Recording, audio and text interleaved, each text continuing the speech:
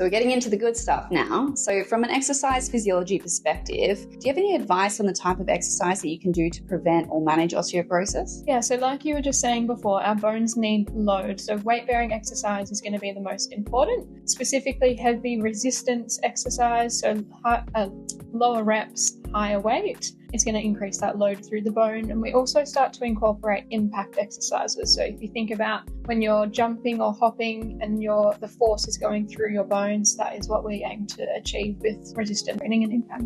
And how much of this are we supposed to do? So we want to aim for 50 impacts per day. So if you think about jumping and hopping, like I was mentioning before, 50 hops per day. It doesn't have to be straight away in the morning. It can be spread out through the day. So typically I like to give people 5 sets of 10 repetitions so that they can complete this throughout the day. And then in terms of the heavy resistance training, we want to try and aim to do that 2 or 3 times a week. So 3 is sort of the ideal, but with time and other factors being a component in barriers towards exercise, 2 is sort of the happy medium that we want to try to achieve. So the key takeaways. Yeah, so number 1 for me would be start thinking about this in your 20s and 30s because you have up until the age of 35 to get peak bone mass. So from there, you're drawing out of those tanks. Make sure you can maximize that. You do that by regular exercise, so making sure it's weight-bearing, loaded exercise. It's going to have a great impact on your bone health. And I think that leads us to the last point of if you're concerned about your bone density, talk to someone sooner rather than later.